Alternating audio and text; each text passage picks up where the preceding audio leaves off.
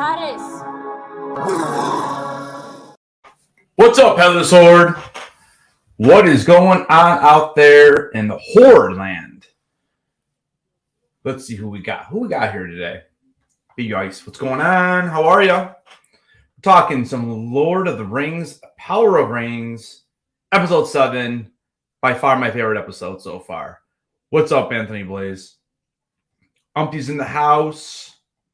Umpty was crushing it the other day in Jackbox games. What is up? What is up? Johnny Funko. All right, I'm going to bring on my guest for the evening. You know him. You love him. And you want to know who he is? It is Ryan Milky. There he is. What's up, sir? Hello, people. Hello, Headless Horde. Hello, Headless Ned. How are you, my friend? Doing all right, man. USA, USA, USA. I'm going to give you a round of applause. I genuinely am going to give all of you Americans a round of applause because let's just give my quick thoughts on this. For a team that is kind of new to the sport, you know, you have your own stuff that you do. Yeah. You haven't got a deep lineal history of soccer and real football, and you did well. You did really well. You know, you had one decent player, Pulisic, and he was an outstanding team player. But you played absolutely brilliant, and nothing to take away from United States. They played really well. Yeah, I watched the entire second half, and I usually don't ever watch soccer, honestly. But yeah, it was pretty exciting. It was funny too. In the second half, it seemed like, man, it just feel like we had the ball down on your end, like almost the entire second half until like the last 10 minutes, and then it was kind of back and forth. But man, it's just crazy how they can't score goals. It's funny. It's just I don't know. And I know most of my animosity towards that game was against my own team and my own manager because he just played appalling. He played an appalling game. It didn't bring on the right people. He just left it the way it was. You know, we were clearly struggling. Like, as a guy who doesn't watch soccer has literally just said, we had the ball down your end most of the time. Yeah, you did. You know, we were defensively poor, but luckily we got away with it because you guys just couldn't score. So it was like, you know, if it was anyone else, if we played the way we played against USA, against Brazil, Argentina, Portugal, we'd have been beat. We'd have been hammered. So at one point in what point did they go to like a shootout? Because I kind of swore I've seen. So we're in the group stage right now where there's 4 teams in each group, and then it's the top 2 teams of each group go through to the knockout stage, which is the last 16, and then it's knockout. Whoever you play, you have to win. If you don't win, it goes to penalties, and then you get knocked out. So you have to make the next round for that to happen. Tuesday is USA's last game against Iran. Yeah, and I think they have to win, right? USA, all 4 people in our group can still go through, but they have to win. Yeah, you have to win. So we play Wales, England play Wales, and you play Iran. So if you beat Iran and we beat Wales, it's England and USA going through. So what happens if what happens if everyone tied? We wouldn't have enough points still, because they would depends have 3. What score. Yeah, they would. Yeah, you wouldn't go through. It would be Wales. It would be England and Iran. So if we tie, Iran has 4 points because they got to win, right? Yeah. Okay, we have 3, and then England would have 5. Gotcha. Okay. Mm-hmm. All right. Yeah. Well, hello, Anthony Blaze. Says they played well, but they didn't win. However, how can you have a game and no one wins? Because we get a point each because it's a draw. Yeah. We share the points. I think he's just saying that how do you have a competitive match and then you have a tie? But again, I mean, that's what hockey does. It's again, structure as well, you know. Yeah, in sports, it's harder to score. That's usually what happens. So, all right. Anyways, we're here for talking about episode 7. So right out of the gate, Power, Ring of the Power, right out of the gate, by far my favorite episode. I mean, I loved it. I mean, there was a couple little. It's funny though because we still don't get a whole lot of the information we're looking for, because that definitely happens in the last episode, which we'll break down tomorrow. But as far as just action and just a lot of things that kind of happen and move that story, to almost like a closure where we know what's headed. This episode has it. I love all the arguments too between Durin and his son, or well, either way, Durin the fourth and Durin the third. But yeah, I mean, overall I thought it was a great episode. So yeah, dude, fantastic. As I said to you a couple of weeks ago, for me the episodes just got better and better, and yeah, it kind of feels like that with the way you've been telling me your reviews each week. Like I remember 2 and 3 you weren't quite sure, but now it seems to be getting better for you. Yeah, and yeah, the only downfall for me for episode 7 is I feel like it didn't leave me with any understanding as to what was going to be in the final episode. I feel like everybody's traveling. Everyone's in travel mode. And the only thing I can kind of, like when I was going into it, I was like, okay, so maybe we're going to see a little bit of aggro between the stranger and those weird witch people. That was the only thing I could see coming in episode 8. Apart from that, everything else was just travel. So yeah, it was definitely good. And everybody's popping into the chat. It's love to see everybody in the chat tonight having fun. Yeah. No, big guys, you can drop it. That's fine. Yeah, you know, I see what you're saying. Because like I said, like those answers that we're looking for, we still aren't getting them. Because like to me, there's 3 big questions. Number 1, who's the stranger?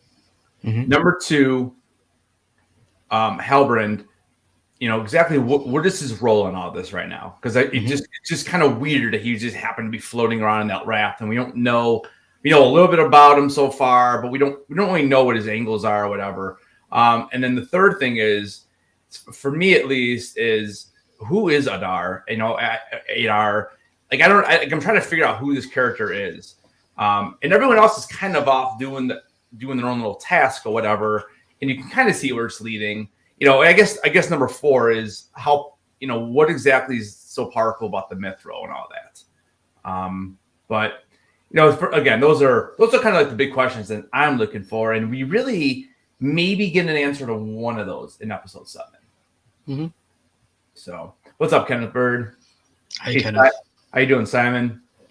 All right, so let's go ahead and dive into this. I don't know how many slides I made. It's like 40 or something. You can never really guess. I try to do 30, and I go way past that every week. Yeah, I try to keep it under 40 if I can, but sometimes like it's hard because you want to tell the story as we're going along. Because I know there's always things I skip too. But anyways, we'll jump into this real quick here. Hello, Kenneth. Hello, Simon. Everybody, don't forget to hit the like button for Headless and myself for tonight.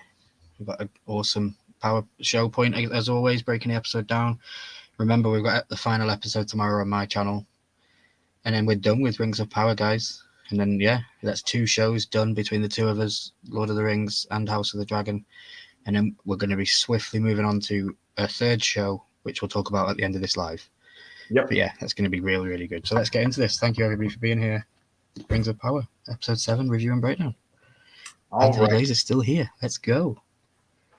All right, so we open up here in the aftermath of what occurred in episode 6. So we see Glendril, and obviously we knew she was not going to die. So she's there, and she's, you know, pretty well busted up. But we find out soon enough that she is just fine, and she is looking for Halbrand.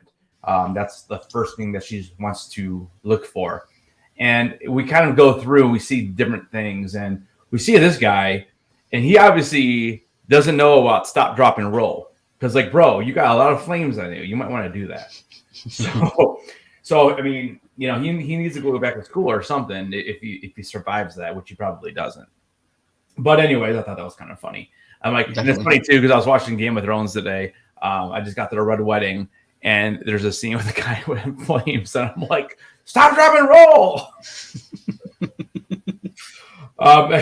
And so we do get a little sad scene here, and we see our boy, I think it's Antamo. Yeah, he doesn't make it. This is Theo's friend, and yeah, it was nice to know you, bro. But you know, whatever. I wasn't too invested in his character. I didn't even know what his name was until I looked up who died. So. Yeah. Anyways, so at the beginning of the episode, what were you thinking here? I was loving it. I love the color aesthetic, how everything was red and we were covered in ash because previously in episode 6, Mount Doom erupted and it ended there, and that was a massive climactic part for the show. And yeah, I thought it was fantastic. It definitely portrayed that this was something that the world and everybody in this realm had not experienced yet. And it was clearly, I loved the ash effect. Like, it was so good. Yeah, with the reds and the ash, it was really cool. I don't know how exactly it's coming out on the screen, on YouTube, whatever. It's fine to me, yeah. But yeah, I mean, it was. I try to get some of the better scenes. I know the last one was a little blurry, but yeah, it was really cool opening scene to that episode. And then we see Muriel at the end. So she's in there. She's in this busted down like building. It's on fire, and she's in there trying to save some people. And we see a huge blast, and she just gets shot through the door, and gets shot out. And we see someone. I don't know who it was, but someone, you can see all the wood and from the top of the ceiling all fell on them and whatnot. So, but she ended up saving quite a few people until she got kind of blasted here. And I think she's survived way too many times this season. She survived quite a bit, right? Yeah, it feels like they keep teasing us with her, but like they never really fully commit to it. Yeah, because we know that she's a made-up character for the show and stuff, so we have no idea where her character is even going. Yeah, it's quite interesting. No, I agree with you 100%. She does finally get a little what's the word? She gets a little bit of a hard time comes upon her here in a little bit. We'll see. So finally, we get to see her have a little struggle, because really she hasn't struggled at all. No, yeah, I completely agree. Yeah. Then we meet up with the Harfoots, and we know just before we go on to the Harfoots, I want to say there was a scene within the red fiery parts and stuff where Galadriel was with Theo and they were hiding behind a rock. They were hiding behind something, and the orcs came across. Wait, whoa! You skipping? That wasn't yet. Wasn't it? No, not yet. Okay. Yeah, that's like the next scene actually. But I mean, But yeah, save that for when we get there, because I don't have that much to say about that area anyway. So maybe you caught something I didn't.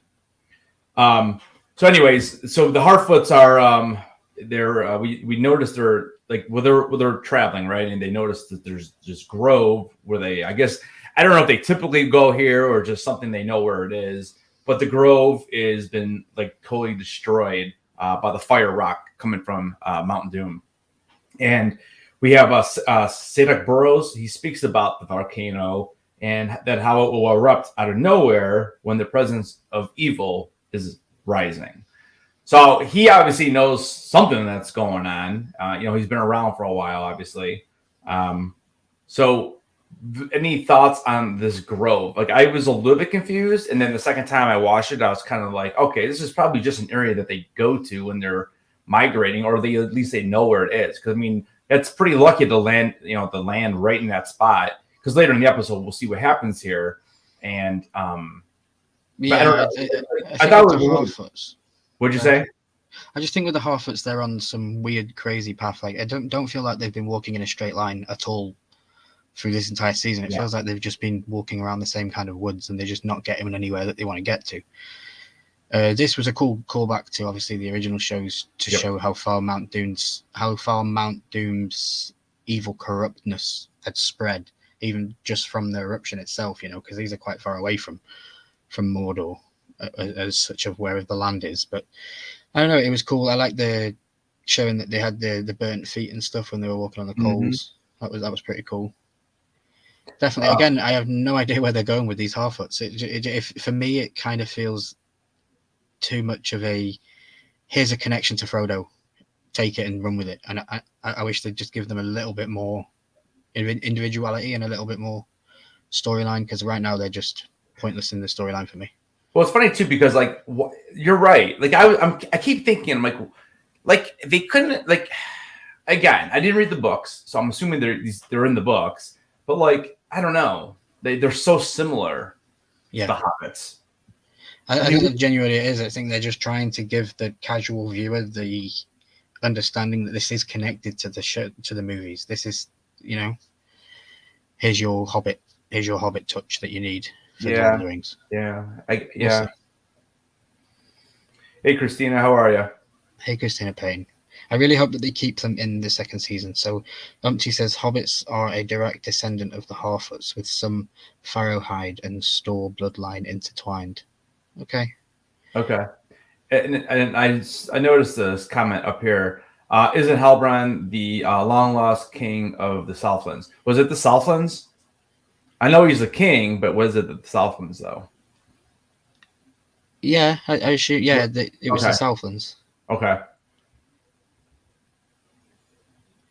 Yeah, that's what has been portrayed all the way through the season, that he is some long lost king and he's going to go back and claim his right.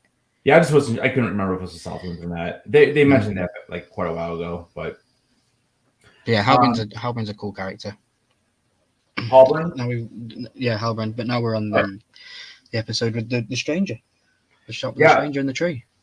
So Sadek, he wants to ask the the stranger here to see if he obviously knows he has some type of powers, and so he wants to ask the stranger to help him fix up the grove. It seems like he's trying, and then a branch falls off. So because you can see in this scene, when he's touching that tree, you can kind of see it like it's cracking off the ash or whatever. You can kind of see it's kind of working, his magic or whatever it is. And but like I said, then what ends up happening is the tree actually falls, and I think it was Anori and it was somebody else. I don't know who it was. I don't think we've been like a little kid or something.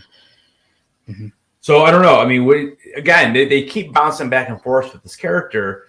Is it Gandalf? Is it the other wizard? Is it Sauron?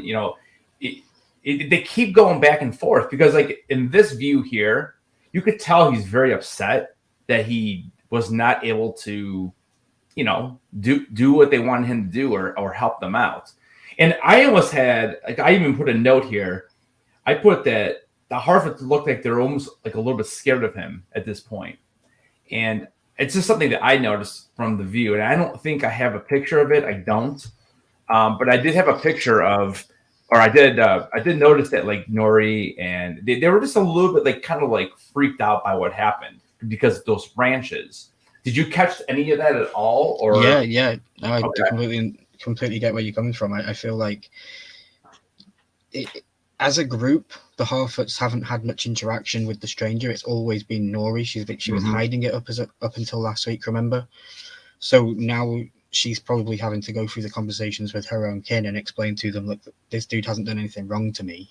He hasn't hurt me, but we can see that he's magical and we can see that he's different to us. And yeah, I just think that they're afraid of change, and they're afraid of I don't know, something like when at the beginning, when we're first ever introduced to the Harfoots, they're hiding from the tall folk. They're hiding in the trees in their little burrows, remember? Mm-hmm. Yeah. So I think it connects to that they've always had that initial thought to hide and be safe from the other things around them in the world.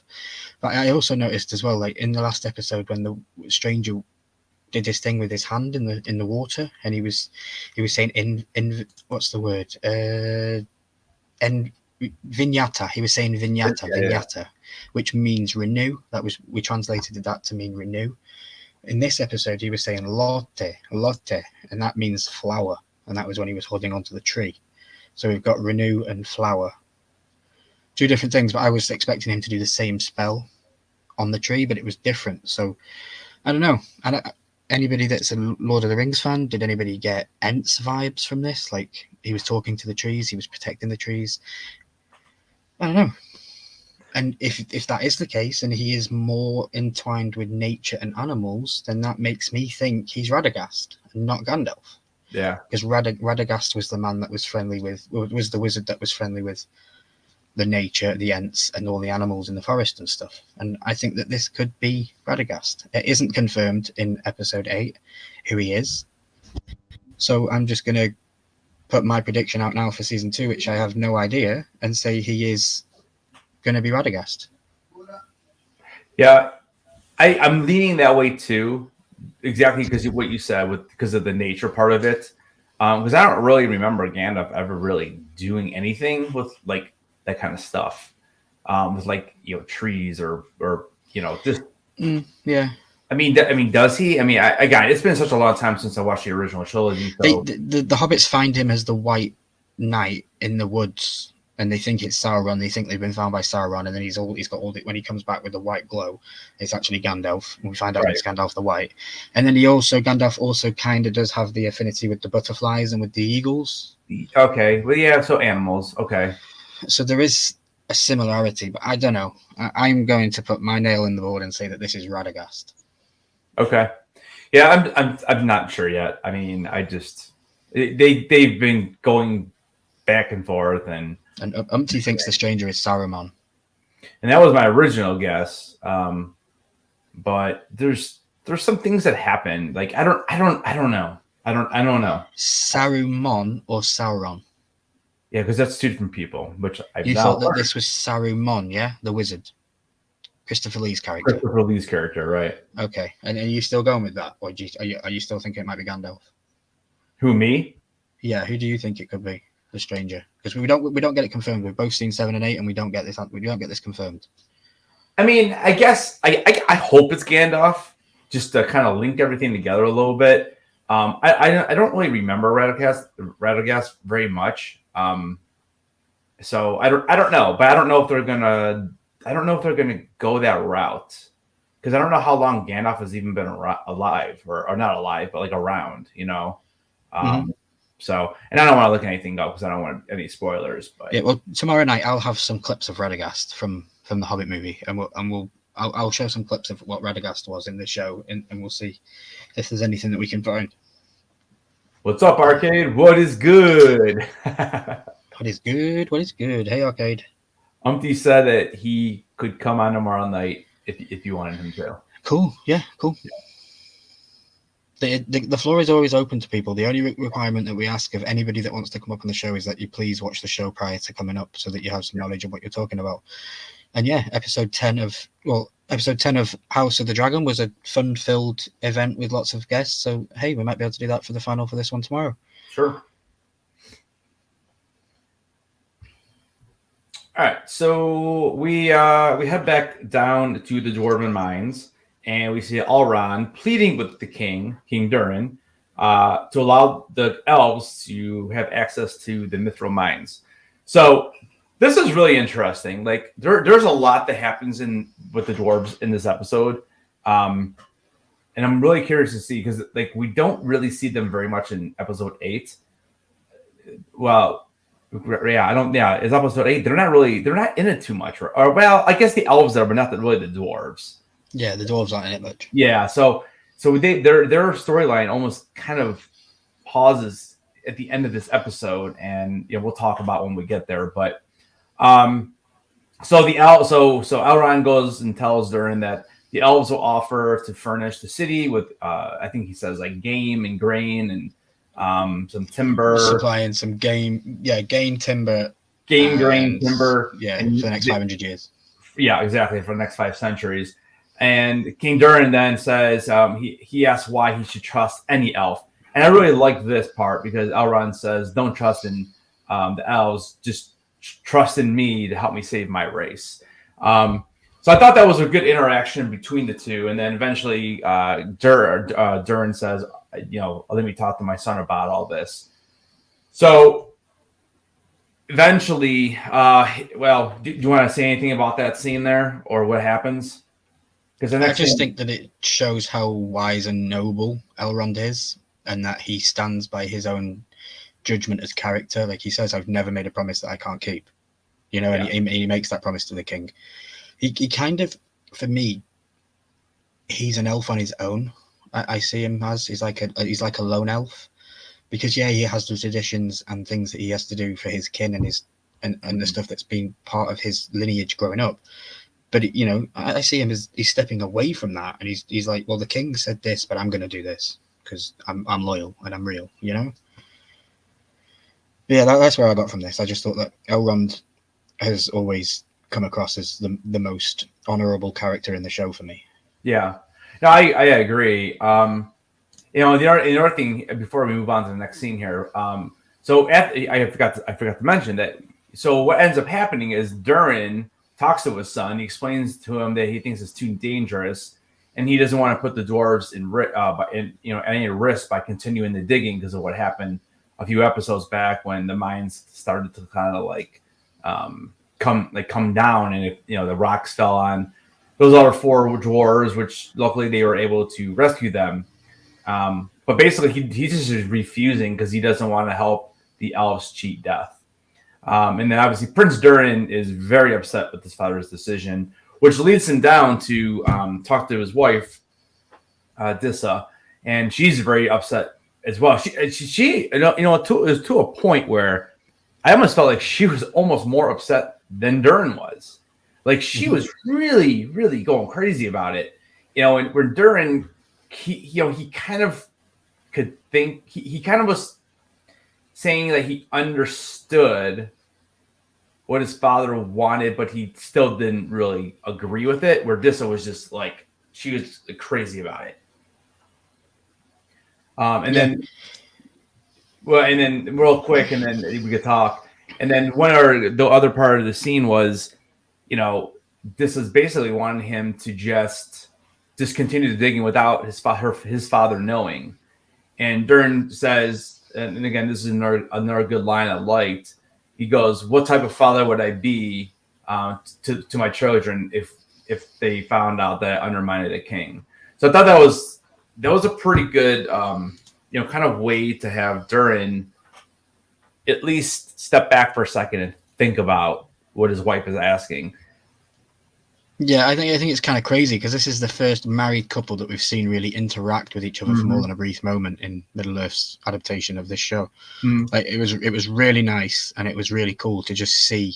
Like I've said this before, and I'll say it again, and I'll say it many, many times again. This show is being held together, in my opinion, by Durin. His character is so good, and it fits this storyline and this show perfectly. Like you've seen everything from him, from rage to funny quips with the table last week when he made them carry the table all the way home for no reason but just to give it to his wife. And I just think he's great. And yeah, this scene, I'm glad that you actually caught it, because it was a great scene. And I made a note of how this is literally one of the longest parts of television with a married couple in this show. Yeah, I thought it was really good, and it definitely showed that the family. And she even says he won't be king for long, and then we can dig. Yeah, and it's funny too because like when we first got introduced to this I was like, oh, okay, this is kind of annoying. Like why do we care about a married dwarf? Whatever. But they really, her character is becoming pretty likable and pretty strong. I like what they're doing here. So let's see. Oh yeah, this is when he hooks back up with Elrond because Elrond enters, and he can tell right away from his body language that it's a no. Like Durin didn't have to tell him. Like he knew right away. He kind of not makes a joke, but he asks like, if he wants to stay for dinner or something like that, and he's basically like, no, I need to report back to Gil-galad. Gil-galad, Gil-galad, the king. Yeah, the Elven king. Because he's no longer going to be a king because there's no longer going to be a Lindon, which I thought was a pretty powerful line, and just kind of showing, like this is pretty serious with the elves are dealing with right now. They kind of say they kind of say goodbye, even though they don't really say anything. And then Elrond gives back the mithril ore that Durin gave him in episode 5. So I thought that was interesting, that he just ends up giving it right back to him. So why do you think he did that? Because I was a little bit confused. Why would he even give it back if they knew that it had some type of powerful, entities or whatever? I think it was more of a mind game. Here, take it back, because if we can't have any of it, I don't want a little bit of it. It's a constant reminder of what you failed to provide me as a friend, or what your father, what your father said no to, and all this kind of stuff. I don't know if I'm okay with the new origin of Mithril and the way that it's being held on this show with it being so connected to the elves' downfall. Like that's made up for the show, you know, this mithril origin and stuff. And I don't think I like it because it changes it. But hey, it's cool and it's divisive and it's making us talk about it. I don't know. I genuinely think he gave it him back because it was a mind game. It's like, well, here, if I can't have any of it, then I don't want this little bit. Do you not think it was him being just a little bit of like a baby? Not saying that this is not a serious situation, but like, okay, I don't want it. If I can't have more to help save, then what's the point of having this? Yeah, exactly. Yeah. Okay. And then this is my I was like, let's go. This is my let's go moment. So Durin tosses the piece of mithril on the table, and it kind of slides over to this leaf. And the leaf prior to this, what's imaged here it was pretty much all black.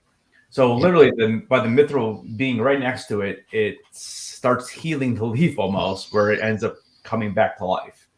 So I thought this was awesome. And then you hear,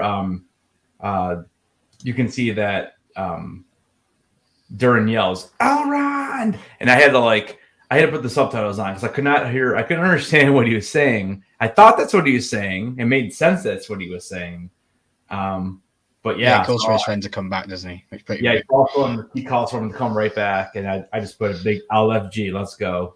So this scene pretty much confirms that mithril has magical healing properties of some kind. Right. Yep, and that will come into play later on. So now we head back to your orcs. So here we head back over to Galadriel and Theo, and they are kind of hiding a little bit here. There's a bunch of orcs kind of walking through the area looking for survivors. Galadriel says that they won't make it to the Shadowland, and she takes the blame for what happened. So basically, what were you going to say here? So for me, this was a straight callback to Two Towers. So in Two Towers, you've got Frodo, Sam, Merry, and Pippin all hiding from the orcs, searching them in the woods, and they're hiding behind the tree. And we even get the exact line from the show where one orc says to the other one, "What is it? Do you smell?" And then he says, "Oh, nothing. It's just..." He answers saying, "Oh, all I can smell is ash." And that was from the Two Towers movie. Not the ash line, but the where the orc says to the other orc, "What is it you can smell?" as they're hiding.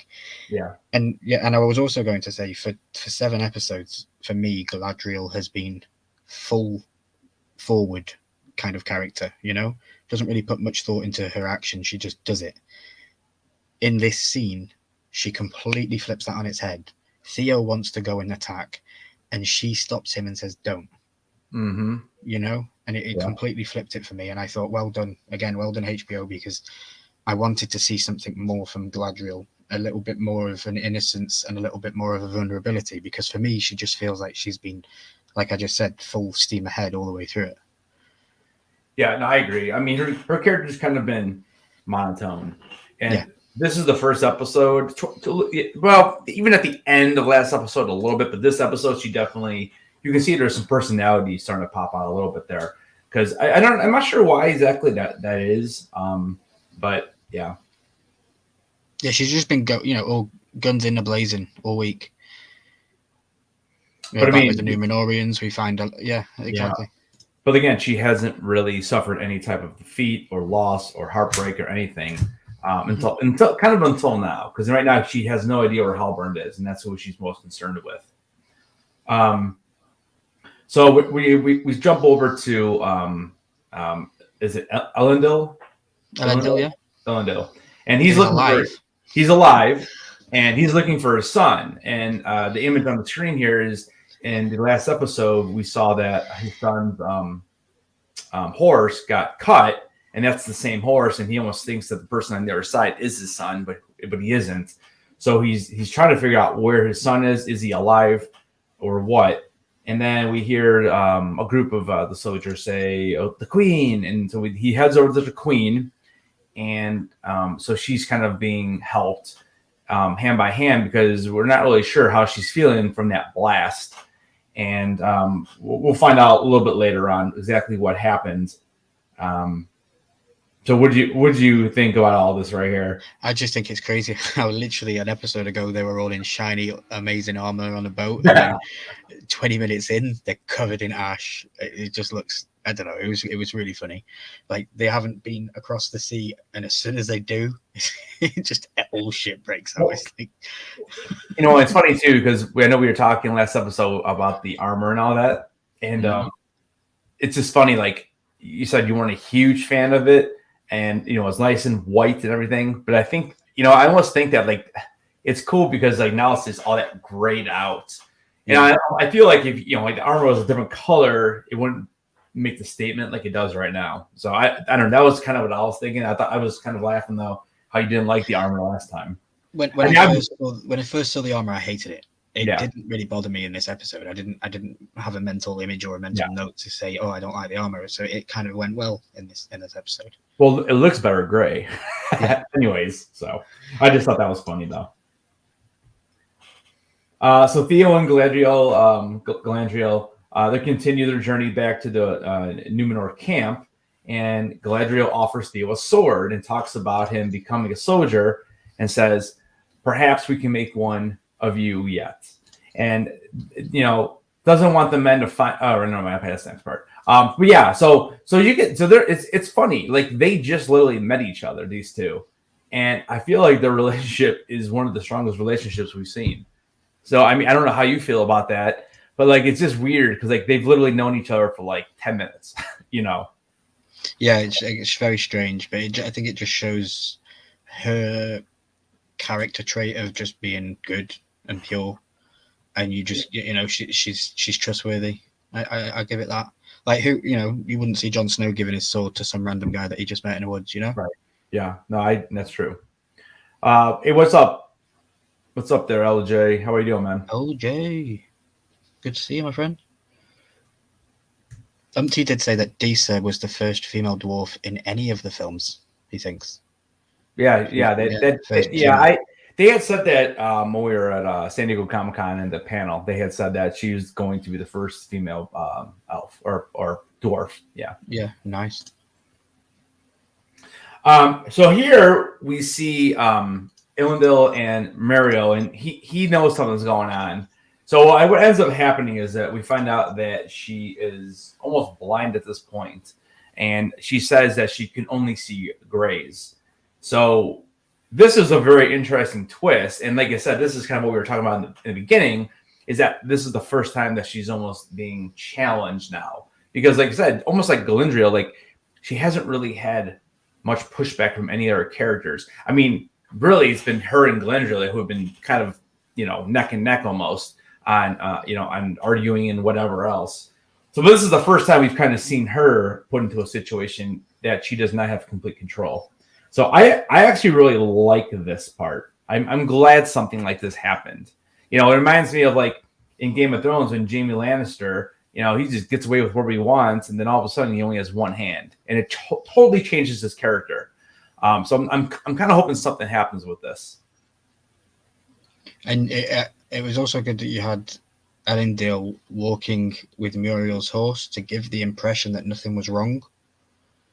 Like she couldn't see where she was going, right? But so her horse was being guided by Elendil to give the impression to everybody else in the group that everything was fine and that she could still see. You know what I mean? Because if she was to just walk on her own, she'd walk into a tree, and it would have been a good outtake, but it wouldn't have worked well for the show. She makes mention of that she doesn't want them to find out what had happened. Because again, I think she's just afraid of looking weak in front of all of them. That's why. Mm-hmm. So we head over back to the Harfoots, and Sadek says, he tells the stranger, basically gives him like a little map of where he can find the stars that he's looking for. And then this was one of my favorite scenes, and this is why I'm leaning toward. I don't think it's Saruman, but he walks by a tree, and then all of a sudden you see the little flower or the little this little flower right here that just all of a sudden grows back. Which is why I translated the word for you earlier, which meant flower. The one when he was saying it on the tree, it meant flower. So that was what he was trying to do. That's what he was trying to do, right? Nori then offers an apple to the stranger. So Nori offers an apple to the stranger, and as he begins his long walk to find the stars he's looking for. So basically, she's kind of almost saying like, good luck. And I got the impression that she was definitely going to miss him, and she didn't want him to go. But he kind of was on his own little journey at this point, trying to find the stars. And again, I'm still a little bit confused on what the stars mean. I don't know. And even after watching the last episode, I'm just, it's gotta be something. Do you know what it is? I personally think it's Mordor, the shape of Mordor. That's what it is. And Mordor at this point isn't even formed yet, though, right? Well, it's just formed. Mount Doom's just gone boom. True, it just got formed. Yeah, so the Southlands basically becomes Mordor. Yeah. But the constellation of the stars, it just when it looks like Mordor on the map. So that's the whole area on the map. Well, here, if I go back for this right here. Okay. Yeah, it looks like Mordor. Okay. I'll explain more tomorrow when I've got more stuff to show. Right. Yeah. I'll have this image and I'll have Mordor on the map, and I'll show you the correlations of the different how I see it looking the same. Okay. See, it's funny now because why did Sadak have this to begin with? Because that was in the book that they were reading. Remember? Oh, like way back before they started migrating. Yeah. Yeah, it was in the book that they were reading. That's right. Okay. All right. So then we get back to Theo and Galadriel as they're resting for the night, and Theo asks her if she has ever lost anyone, and she tells him to the Orcs. Yeah. Yeah. So she tells him about her brother, Finrose, and then also her husband. I think her husband's name was Celeborn. Celeborn. Celeborn. And it's funny because Theo just seems totally shocked with the information that her husband has now been has been killed, and her brother's been killed, and I think he doesn't think that, kind of like what we're thinking, is that she doesn't have a past where it's like it seems like she's had a struggle. And I think him finding this out definitely puts her in a different light in his eyes. Yeah, and I just want to say that I don't believe Celeborn is dead, her husband. I think that will come. I think that'll be something that'll come in a later season. Okay. Because she basically says that she tells Theo how they met, and how she says something about she makes almost like a little joke with the armor he's wearing or something as he takes off, and she never really sees him again. So it would make sense that maybe something like that would happen. And then I think this is actually the scene where we hear the orcs say that line that you were talking about earlier about the smelling line. Yeah. Yeah, directly from the movies. I thought it was great. Yeah, great throwback for me. And let me see if I get anything else here. And as you've been watching Game of Thrones this week, I've been watching Lord of the Rings. Oh, have you? Okay. Yeah. The other thing too here in the scene with Theo is he does mention to her that he tells her that he thinks he's responsible for everything because he's the one who gave up the hilt, and she tells him not to take the blame. She tries to explain to him that there are powers in the world that will combat darkness. So I thought that was a pretty cool little line there too. And it's interesting that Theo is putting that on himself with that hilt. But so I thought that was kind of a big thing for him to kind of not that it is all his fault. There's obviously more in play than that. But I thought that was a good thing for his character to kind of start bearing and we'll kind of see where that goes with him. Because right now he's just he's just a kid who found something and that. Yeah, I think it was a showrunner's way of trying to get us to like Galadriel. Because for me personally, I haven't really liked her throughout this entire show. She's been quite honestly unlikable for most of the show. But yeah, I think that these scenes were just showing her softer side, which I've already said in this breakdown. I think that this whole episode was it was a way for people to see the softer side of Galadriel before we get into episode 8. Yeah, I agree 100% because I was kind of the same way. Through most of the season, I was like, she's just as a main character, she was boring. She's boring and just like you said, there's no struggle. She just does what she wants and she always wins. I mean, she's shown that in so many different ways already. Mm-hmm. So back at the mines, we have Durin and Elrond, and they actually decided to continue to dig without his father knowing. So basically, what happens here, and I love. I think it's the next scene I have here. Let me see if I have it.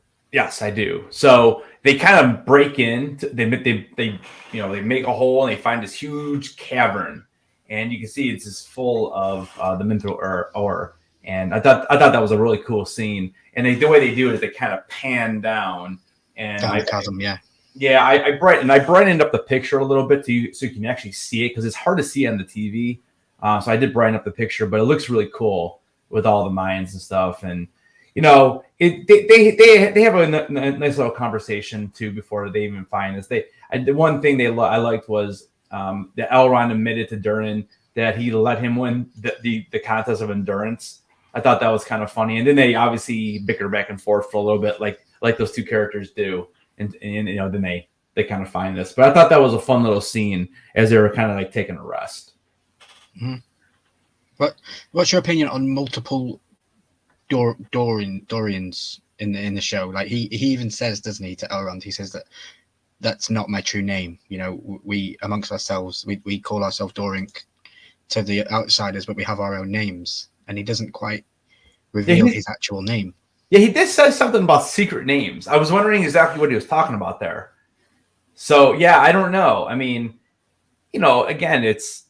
Does it confuse you as a viewer that there's multiple Dorians? No, because right now there's really only two. So it's not, and it's King Durin and Prince Durin. So not really. I mean, I got it now that I've watched it, but like I guess if I was only watching this one time through, I mean, I think by now though you would understand that's what they are. But maybe in the beginning it's a little confusing. But I just like the conversation. I like the conversation about secret friends, and it just shows that he trusts Elrond. And I can't wait for that to be revealed. Yeah, that was exactly right. That scene right there was all about trust. So then the king arrives. King Durin, he arrives, and he's not happy. And obviously, Elrond and Durin are excited because they found all the mithril, and he is not very happy. And he says basically remove Elrond. So he removes him from. Khazad-dûm. Kicks him out of Khazad-dûm. Khazad-dûm, the whole thing. And that was pretty sad. I didn't like that. But we did see that he did end up grabbing, I don't know, I think it's the same piece, but he definitely got a piece of mithril ore again. So they kind of show that. So I'm glad he was able to get that back. So I don't know. I don't think it's the same piece though. Or what do you think? I do think it's the same piece, yeah. You think it was the same piece on the table? Okay. Yeah. Okay. So then they go back. We head back down to the mines, and we have the Durin brother. We have the Durin father and the Durin son. They're sitting there arguing and screaming back and forth and talking about a heated exchange. Yeah, I know. Oh my gosh, it was crazy. And they're just basically yelling at each other, and they both have their own opinion on what needs to be done. So eventually, what happens is that King Durin, he removes his son's royal crest and tells him to leave it, because he does no longer deserves it. So that's what the metal crust here on the ground is. So this was a very, very heated argument here. And to me, so I guess this kind of symbolized that, the king is basically telling Prince Durin that he's no longer worthy of the crown, I guess, and then his brother should be the heir instead of Prince Durin. So I thought that was interesting. Props to HBO again, because this whole argument and this whole way that this went out, it felt so natural. It felt like it was perfectly building. Nothing felt rushed. Nothing felt, we've been introduced a little bit to Khazad-dûm and the dwarves, and then, we see he asked his father, can you help? And he says no, but you can go with him to the Elven City, and he does that. He did that in the previous episode, and then they come back together with this newfound knowledge that Mithril is going to save them, and the king's like, no, the elves doomed their fate many minds ago, right? And all this. It was brilliant, very well done storytelling. Yeah. I thought the whole argument was so naturally constructed throughout the whole thing. And yeah, I mean, for me, the dwarves, both the Durnes, those two stole this episode for me. Like, for me, the dwarves stole the show. Yeah, they do. You're right. But like this was awesome to see. Like acting was fantastic, and just having that, not argument, but just the clash of the in the same family, right? It's always good for storytelling as well. Because I can't wait to see how this gets settled up. It's the worst thing that could be where a king would die and something like that. But I mean, again, I have no clue if that's even happening. But like, I just think it's the best storyline right now. And then obviously what happens in 8. But I'm curious to see what continues with those guys. Definitely. Yeah. We head back down over to the Harfoots, and we noticed that the stranger had left. But the entire grove has now come back overnight. So whatever he did something, because you can see here, that's the tree, and it has all these apples, and the whole grove is back. And we kind of see his magic works. Yeah. Yeah, I mean, his magic obviously works. And we kind of see Poppy go down the river, and she's kind of collecting some water or whatever. And she sees this huge footprint in the mud. And she drops her bucket and kind of floats down the river. And we have these lovely people that we were introduced, I believe it was last episode or 2 episodes ago. And you had said they were the White Cloak Cult of Sauron. And so they come over and they pick up the buckets. And we see them a little bit later when Poppy and I think it was Poppy, her father, and Nori, her father, and Poppy kind of go off trying to figure out who they are, because they end up seeing them at night. They kind of see him up by the tree and wondering what is going on with these guys. And they kind of get in like a little, not fight, but they are basically saying, stay away, blah, blah, blah. And she ends up taking the torch that they're carrying, that this one right here, and literally burns down the entire grove again. And you're like, oh my God, how many times is this going to happen? And that's all their carts as well that they were pushing for so long. Yep, all the carts, the whole grove got destroyed. Yep, and it's kind of hard to watch because you're like, man, these dudes, how long have they been pushing those carts for? Like 4 episodes, right? And yeah, so I don't know. I mean, I felt sympathy for them for a little bit, and then again, I was back to my cynical mind of why have I been following this story for 6 episodes when this has happened? Like, okay. I mean, as of right now, I'm just like, the whole point of the Harfoots is just to get introduced to the stranger, because we had to be introduced to him somehow. Yeah. Now, granted, we see in I think it's the end of episode 8, I think it is, and we kind of see where that maybe is headed. But right now, it's like enough is enough with these guys. Like I'm kind of over it. So. So back in the Numenor camp, Elendi lets his son's horse go free. So that's this image here. I thought it was a pretty cool image. You just see the kind of the horse just taking off, like he's basically done his duty and you can go. And he's obviously still looking for his son. We don't know if he's alive or not. He blames himself. What would you say? Isildur is his son, who we don't know is alive or not. Yeah, we know as viewers that he clearly is, because he's in the third age. Correct. Yeah, so we already know he is alive, though. We just gotta wait for that. We just gotta wait for him to come back. Yeah. And then he it's funny too, because he makes mention that he kind of blames himself because he's the one who saved Galadriel to begin with. And he feels like if he didn't stop and get her out of the water, none of this might have never even happened. So I thought that was interesting that he was kind of blaming himself. A lot of blame. Like a lot of these characters like to take the blame, which is good. I mean that that creates the character development or whatever. But we head back, and that's when he's kind of thinking about it. So we head back, and we get a nice little reunion with Theo, because Galadriel and Theo make it back to the camp, and so Theo sees his mother, Bronwyn, and he also hugs Alinder. What's his name? Elendil. Yeah. So they find both of them. So that's all happy-go-lucky there, which we kind of figured it was eventually going to happen anyways. Arondir, sorry, he Arondir. Arondir. The elf, not Elendil. Sorry, guys. Yeah, Arundel. That's what I was thinking of.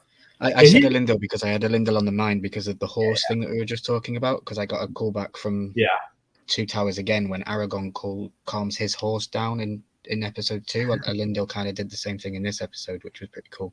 Yeah. Anthony Blaze has no clue what we're talking about, but he's still with us. Well, we appreciate everybody here. We appreciate everybody hanging out. And if anyone's got questions about the show or theories or anything, let us know. I know Umpty's seen it, so. Yeah, let us know what you guys are thinking. Because we're getting toward the end of the episode here. We've been on for almost an hour. So there was a lot that happened in this episode, though. There was. Yep. So then we get to see... We get to see Galadriel, and now at this point, Muriel is now wearing this little thing around her eyes, which I always find is strange because her eyes look normal. I mean, I don't know, but maybe it's the way she stares. But anyways, so everyone pretty much knows at this point that she has lost her sight, and Galadriel speaks with her, and basically they're preparing to head back to Numenor. The queen is with her troops and all that. The queen says that they will return to her, and then she kind of says one of those one-liners where it goes, "Then the elves will be ready." But it's funny because she doesn't. She makes reference like she doesn't really believe her. She doesn't think she's going to come back. And so in a later scene, we'll kind of see that. I mean, what do you think? You think she's coming back and doing this again? I mean, look what happened. They were there for all of 15 minutes, and look what happened. She made an oath, and I believe that in the Tolkien world, oaths have a big standing. Like, you don't break them because bad things happen. So yeah, I believe that she'll probably come back because she made an oath. That makes sense. One more time, back to the Grove. Can I just say, I love how this shot was. This shot is amazing. Yeah, this is a pretty cool shot. Basically, what happens is they decide that they want to go off and tell their friend what is coming. So they're going to go try to find the stranger because they know that the cult is after them or after him. Because, and one thing I did forget to say too earlier, when they first run into the cult, they do. Nori does point in the opposite direction of where the stranger actually went, to try to mislead them. So this is them going the way the stranger went. So they're going to go try to warn them, basically. And even more flashbacks to the movies. Like Frodo wanted to go on the journey on his own, and Sam said, "You ain't going anywhere without me." Right. Literally, Nori's sister says the exact same thing to her. You think you're going to go without me? Yeah. Constant flashbacks, constant. Same thing with Willow and Migosh. I just watched that last night. The original Willow. It's so good. I almost did a breakdown of that today. I wanted to do like a video on it or something. That movie's so good. Beside a couple of the cheesy, special effects, the movie's good though. So here we actually have the scene now where Galadriel says that she does not think they're coming back because they're kind of watching the ship sail off. And in the conversation, Bronwyn then alerts her to the news that Halbrand is still alive and at the camp. So after looking at his wounds, and here he is, After looking at his wounds, she decides that the only way that she's going to be able to save his life is with elven medicine. So she kind of takes him on horseback, and they start heading back over to what's the elf castle, or what is that? Linden. Linden, yeah, right. They head back to Linden. Anything else to add here? I wish. No. I want to remain spoiler free, so no, I'm going to keep my mouth shut. Okay. Yeah, I know you've seen it now, but yeah. I just wish that she wasn't so blindly trusting in this guy. Like, we know nothing about him. Yeah. And she's just so blindly trusting him. Like, come on. You might as well just kiss at this point, you know? Yeah, I know, right? The one thing that's weird about this, though, is like, so I'm trying to think. Like, Brown had to know. Like, I don't know. I guess I would have to go back and see the order of events. But like, it's just weird that she gets there with Theo, and nobody even tells her that he's there until like that point. Like, I feel like they've been there for a while. I don't know. I thought that was a little odd. He was found on the road, wasn't he? That's what they said. Was found on the road, yeah. So maybe he wasn't there yet. I don't know. But yeah, they did mention that he was found on the road. So yeah. So we head back over to Disa and Durin, and she tells him that one day that they're going to rule the mountain, and that one day they'll redig. King Durin then sees a leaf, and now this is an interesting little scene here, and I'm curious to see what your thoughts are here. But so King Durin sees the leaf that was healed by the Mithril. As he tosses down the Mithril cavern, he says a certain phrase. He says, "Seal it up." So we have a little journey of the leaf, and then all of a sudden we have a Balrog. A Balrog. Balrog. This is the thing that you see in the movies that Gandalf fights. When he says, Right. "You shall not pass." Right. The best line ever. So a Balrog is a fiery demonic creature who were created by Morgoth. And so you could kind of think of Morgoth as the devil or the Satan of Middle Earth. Sauron is a servant of Morgoth. Yeah, so Morgoth was the evil that was defeated in the first age. Correct. Now we're in the second age, building to the third age with the Age of Sauron. So, right.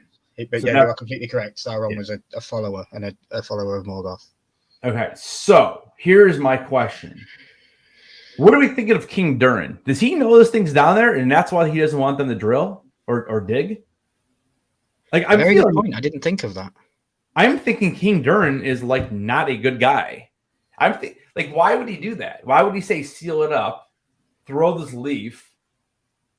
And I feel like he might know because of his hatred towards the elves. I took it as his hatred towards the elves, and that's why he did it, because he now sees with his own eyes that this leaf was corrupted at one point, right? And now it's clean. My son has been saying all these weird things, and maybe my son is right that whatever I am possessing within my kingdom can save the elven race. I don't think he wants to do it. I think he's happy for them to be destructed under his name. Yeah, because I knew that they never, because even when Legolas and Gimli get along, they never really got along either in the beginning. I remember that. Elves and dwarves don't get on, yeah. They're right, but it's like to completely wipe out the race. Again, that's a made-up storyline for this show. It isn't law. It isn't canon that he would do that. Oh, okay. Well, I don't know. I guess that makes sense what you're saying, but I still think. So you don't think he knows that this dude is just living down there? No, you have a very good point when I think about it. Maybe. Like, I popped out of my chair when I seen the Balrog. Like, oh my God, this is amazing. Like, because I said to you in episode 4, did you hear the roar when the thing crumbled? You actually hear the Balrog roar in episode 4, but you don't get to see it till episode 7. And how cool is it? Like, instant throwback to the originals, instant. Yeah, it was really cool. I'm pretty sure I fought this thing in World of Warcraft at some point too. Yeah, you probably have. Yeah. So I kept thinking, I'm like, wait, I think I killed that thing a couple of times. But yeah, I'm super excited to see what they do with this. This is again, this isn't canon. Like, the Mithril didn't wasn't down there as much, and I don't believe the Balrog was down there. It was in the mines, but I think it was in the mines of Moria. The Balrog was in the mines of Moria, not the mines of Khazad-dûm. Yeah. So we'll see how that works. Yeah, that was awesome though. What's up, Funko? How you doing? Anthony Blaze. That's a Balrog. Yeah. He is the Balrog. He's a demonic creature of Marduk. Badass. Yeah. If you've seen Lord of the Rings, it's the one that Gandalf fights. You shall not pass. It's one of the amazing scenes when they're falling down the chasm and they're fighting. It's brilliant. And then he's got his whip. That's in Fellowship, right? That scene. No, that's not in Fellowship. That's in Two Towers. I think it's in Two Towers. Okay. Because they don't even leave. They literally leave to go on their journey at the end of Fellowship. The Fellowship is formed in the first one. Oh, okay. You're right. So when they go into the Dwarven Caves, which one is that? Is that Two Number Towers? 2. Mines of Moria is number 2, yeah. Yeah, see, that's why I like that one the best. I like number 3 the best, but personally. Well, 3 is good. 3 is good, except for the 75-minute ending, but each to their own. All right, so in our final scene, we finally get to see Adar again, or Adar, and he's speaking to the orcs, and he is talking about how they now own the Southlands, and as Adar's name is being changed, he changes it to, so we can see it goes from there, and they change it to Mordor. So Mordor got this scene on the map, not just this shot. I wish it would have been the map. And like they was scratched it out, yeah. And for those who don't know, Mordor is where Frodo needed to go to destroy the ring. And that is how episode 7 ends. And again, for me, this was my favorite episode of the season. So for me, this is like a 9.5 out of 10. I really liked it. I actually ended up watching this one 3 times total. My wife's like, "Why are you watching this again?" I'm like, "Because it's a good episode." Because we got a breakdown on Sunday, and we need to. It was have a breakdown. But for me, this was. I just shared my photo for tomorrow's breakdown of my Balrog that I found. Oh, okay. You can share everybody you want, but it looks really cool. Like I thought, Anthony made a point of it, so if you want to bring it up at the end, you can.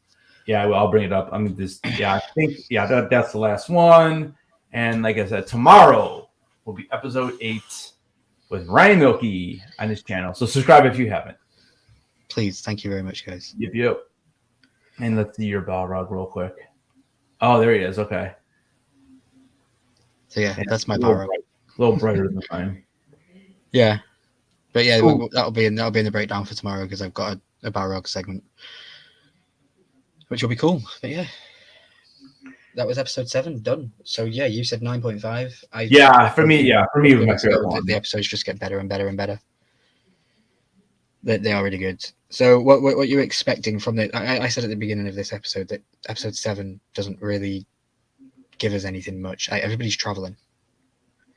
Everybody is traveling, and Anthony Blaze said that would be a cool 3-liter soda. Yes, it would. Oh, you're right. It would be. It would be a good 10-inch as well. That would be a cool 10. I can put that right next to my.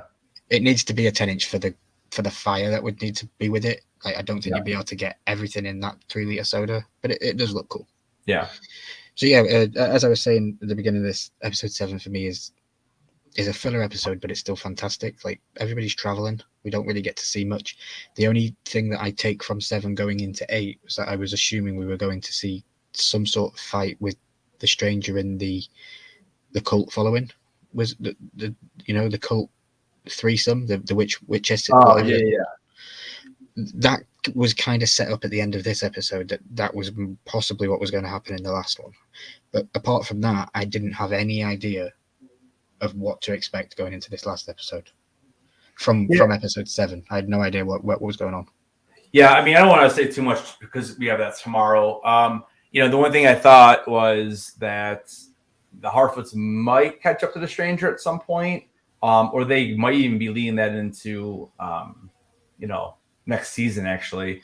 And that might have been kind of like the finalized storyline for them going into the last one. knowing that she's on her way, Galadriel is on her way back to Lindor. Like we obviously knew we were going to see that again, and then see what happens with all that. And besides that, I mean, I wasn't really sure. I mean, Muriel, they're on their way back, so they're kind of traveling back. So I didn't know if we were going to actually see them in episode 8. But yeah, I mean, yeah, they take it into we've had all this stuff, all this journey building up episode 1 to 6, and then 6 they travel to the Middle Earth lands from Numenor. mm-hmm. We get episode 7 where Mount Doom goes boom, and then everyone decides to run the other way. Yeah. It's like the main thing that we're all, or especially me, with Mount Doom and Mordor and all this stuff, and all the Mount Doom stuff happens, and everyone decides to go away from it. Like Galadriel's going back to Lindor, the opposite direction to Mordor. Muriel's going back to Numenor, the opposite direction to Mordor. We don't know what direction the stranger's going in. We just know that he's looking for this constellation, which I believe is Mordor, so he's heading towards Mordor. Mm-hmm. I don't understand. For me, it left it under like, okay, we just had something huge go off, and you're all going in another direction. But you got to remember, episode 6. I mean, that entire episode was almost action. It really was. It was. But it was different action. It was Adar and Arondir and Bronwyn, wasn't it? Right. But Galadriel was there. Muriel was there. They were all there. I mean, pretty much everyone was there except for the elves and dwarves and Harfoots, and they have their kind of their own little thing going. But I think we finally got some closure with the dwarves and elves situation, because we know that he's locking it up. Yeah, Elrond took the piece, so we know where he's going to. It was unfortunate we didn't get any Durin in at all in the last episode. I don't know. I mean, so are you saying you didn't really like this episode? No, I liked it. I just didn't understand. It didn't give me any understanding as to where we were going in the finale. Like, for me, a penultimate episode should leave you wanting to watch the final episode immediately after it. And this episode didn't do that for me. They get better and better because of the storyline and the storytelling throughout the show. But looking at it as an individual episode and looking at it as a penultimate episode for a season, it really didn't leave me with wanting or understanding of what was coming next. I don't know. I mean, I think I knew what was going to happen. I mean, I knew we were going to go to Linden. I knew that we were probably going to see the Harfoots at some point in that final episode, trying to find the stranger. I knew we would see the stranger again. Like, they weren't going to he was barely in this episode, except for a couple small scenes. I figured they were going to do something with him, like not just let him be off screen for the whole episode. I mean, some of it, I don't want, again, it's hard because I want to see what happens in episode 8 and it makes sense. I don't know. But we are in one area in episode 8 almost the majority of the time. Yeah. So, which does give me the understand. It fulfills the storyline of where people are going in episode 7. Episode 8 does that, but episode 7 didn't leave me with like, oh my god, what's happening. It wasn't really a cliffhanger of such. Yeah, I mean, I see what you're saying. It wasn't like a cliffhanger. Yeah, I would have rather have Mount Doom exploded at the end of this episode than the start. Well, actually, it exploded in episode 6. Yeah, it was the start of episode. It just exploded at the start of episode 7, hadn't it? Yeah. This is kind of like the aftermath of it and stuff. But, yeah. I don't know. I would have liked to. Maybe it would have been a bigger thing, Mount Doom explodes, and then next week we find out what we find out, because the way 8 ends, it also connects it to the Mount Doom, which was pretty cool. Yeah. Yeah, we'll see tomorrow, I guess, when we break it down. We can break down a little bit more tomorrow when we, get into what happens. So, I don't know. So what would you give it out of 10 on this one? Like around 7, 6.5? Yeah, 7. Wow, it's funny but that's after this breakdown. Yeah. After we broke it down, my score is lowered. Wow. Yeah, see, I like 6 and 7 together. I'm almost looking at 6 and 7 as like an episode that goes together, because like they literally follows it right to the T, and then I'll rewatch it like that and see if that works. Yeah, I'll watch 6 and 7 together and see if that works. Okay. But yeah, no, for me it was cool, but a 7. Yeah. All right. I don't know. Anybody in the chat that watched it? Anybody want to rank it? Umpty, you still there? I know you watched it. I'm not sure. And I want to ask, I want to ask people in the chat as well. With us breaking these shows down with people in the chat that haven't seen it, do we give you guys like the notion to go and want to watch it? You know, with our breakdowns and the way we're passionate about the shows that we talk about. I'd be very interested to see that if like somebody hadn't seen the show, but after watching our breakdowns chose to go back and watch a show. You know, I think that would be pretty cool. I mean, I like to think it would make a little more sense. I mean, yeah, you probably know some of the spoilers and what happens, but at least it depends if you're into that kind of stuff. You know, I know people that don't care about spoilers. Yeah, that's true. Because I mean, obviously, like I try to avoid spoilers the most I can. Even though a couple days ago, Joffrey totally ruined something for me for House of the Dragon. I'm not very happy about it. Are you telling me you didn't know about that already? I did not know. I didn't remember. I pre-warned you. I didn't know when it was coming, and he starts talking, and I'm like, "You got to be kidding me!" I was so mad, but because I'm not a spoiler guy, I try not to watch videos of spoilers at all. Oh, dude, I'm so mad. You should have got your reaction to that. You should have got your reaction to it. Filmed it. I was like, I'm like watching. I'm like, oh my god! And then my wife comes home, and I'm like, I just watched a big spoiler, and she's like, "What do you mean?" I'm like, I was watching Game of Thrones, and Joffrey ruined something for me. She's like, they're ruined in the Game of Thrones. I'm like, yeah, they talk about the past. Yeah. MTS says in the chat here, he says he's not good at ratings. I look at the whole series as a whole, so it kind of lived up to what I was expecting. I still was ready to watch episode 8 though, because I wasn't sure how far it would go. Yeah. Yeah. Cool. Yeah. Tomorrow we'll give our rankings for episode 8, and then probably as a series overall so far. I'm still kind of thinking about that because so we watched what 7. I think I've really enjoyed 4 out of the 7 so far. 3 of them are kind of like, okay, it's a little bit boring for me. But again, when you see where it's leading, and then I think back to the other episodes I didn't really care for as much. I do end up liking it more. But it's just trying to get through some of it when you don't know exactly what's going on. It's sometimes it's just hard, and it takes a lot of work to do these breakdowns. Like you literally have to pay attention the entire time, or you just lose some. I mean, I think I did that with my episode 4 breakdown. There's so many different things that you kept bringing up that I just totally missed, just because I'm going through it and I'm like, it just didn't seem that important at the time. Mm-hmm. But yeah, that is the nice thing about doing these is that I get to watch them more than one time. It's like on a show like this, I would not do this. I would not watch it more than one time.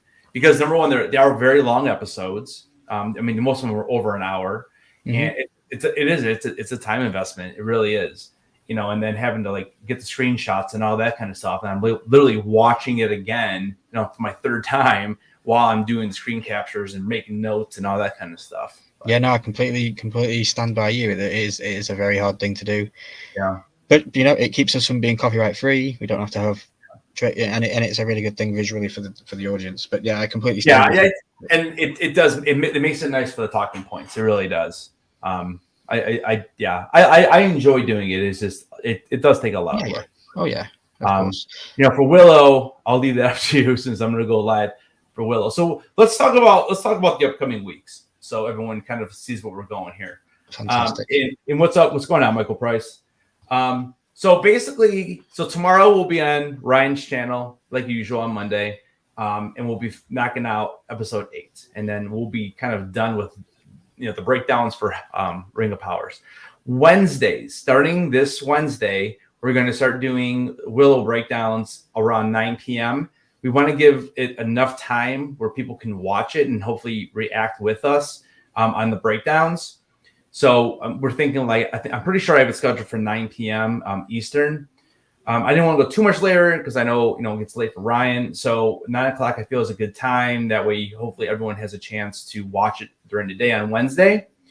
So those will be immediate reactions. There's not going to be any slides or anything like that. On the following Monday, then we'll be doing the breakdown with slides and pictures and diving a little bit deeper. After probably we've seen it a couple of times on Ryan's channel. I'm still going to be doing my lives on Sundays through December 18th. And then I'm going to do a 2-week break because I believe it is Christmas and then New Year's Day. So I won't be live on those 2 Sundays. But I'll be dropping videos still. But as far as doing my Sunday lives, those two I won't be there, and I'll be back on what is it, January 8th or something? I guess it would be. Yeah, but I will be doing lives on Wednesdays at 9 p.m. for Willow. Now there might be a couple Wednesdays that it gets pushed back, and Ryan, I'll have to talk to you about this because I will actually be in Florida over 2 Wednesdays. So I don't, it's hard because I'll be on vacation, but I still want to do the breakdown, but I may want to push it to 10 o'clock just because I'm not sure how the day is going to go. And so we'll talk about that. But anyways, I'm still going to do the breakdowns on those Wednesdays. I will then actually I'll be a special guest here coming up this week, or actually next week. So next Sunday, I will be live with the Luau at 9 o'clock on his channel. We're talking some Funko. So I will be live there. So come on the 4th or the 11th? On the 4th. On the 4th. So Sunday coming, guys. A week from today. I'm still going to have my live on Sunday at 7. And then I'll be live with the Luau at 9 o'clock. And then I'm going to be a special guest on the Horseman. And that is the December 6th. And that's at 9 o'clock as well. Again, all these times are Eastern. But yeah, so I have a big week coming up here. I got 5 lives in like 5 days. Yeah, I do that every week. Yeah, I know you do. Saturday, Sunday, Monday, Tuesday, Wednesday. Yeah. So yeah, I can't wait. Yeah, I'm super excited for Wednesday. I'm really excited to go on Luau. Really excited for our 2 lives like normal, and then on Tuesday I'll be with the Horseman talking whatever we guys want to talk about. Funko, Pokemon. Well, you've been on the Horseman before. You've been on the Horseman before, but you came up as a quick fix because somebody had to let us down, and you had always said to me, if you ever need me, just reach out. And I said that to the Horseman, and they reached out, which was cool. But then I personally invited you as my monthly guest because everybody knows I host the Horseman once a month. I have a guest with me each month just to freshen it up a little bit with the Horseman, bring new people in.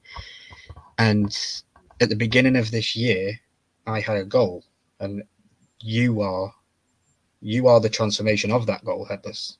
So for everybody that's watching on Headless's channel right now, I had a plan at the start of this year to bring new eyes and new people to my core group, which was the Horsemen of the Apocalypse. And I wanted to bring somebody in that wasn't necessarily part of our Funko group. And even though Headless collects Funko and has a couple of them, quite a few actually, we didn't get together because of Funko. We got together because of House of the Dragon and Lord of the Rings. That was a complete switch up of my content on my channel. And then Headless coming onto the show is going to be cool because, you've brought out a lot in me, and you pushed my content and my stuff further on along the pole. So it just made sense that I was going to invite you on, ask you a couple of questions, and see where it goes from there. But the Horseman is crazy, dude. We don't have a plan going into it. Last week was an amazing week because we had Brian and Nick on from I Want This Stuff, and they vocally said what a lot of us Funko collectors were thinking, which was really good. But it's going to be good. So guys, if you've got questions for Headless, or you want to embarrass him or anything, or you want to, Tuesday night Horseman, that's the place to do it. I want to see all of the Headless Horde on the stable clips on Tuesday night on the 6th. It's going to be a great night. Yeah, it's going to be fun. And then since we are done with the Rings of Power, we will be breaking down. Actually, so what we're going to do for the 4th and the 11th is at least on my channel, because I remember on Mondays we'll still be breaking down Willow, because I'll be doing those live on Wednesday.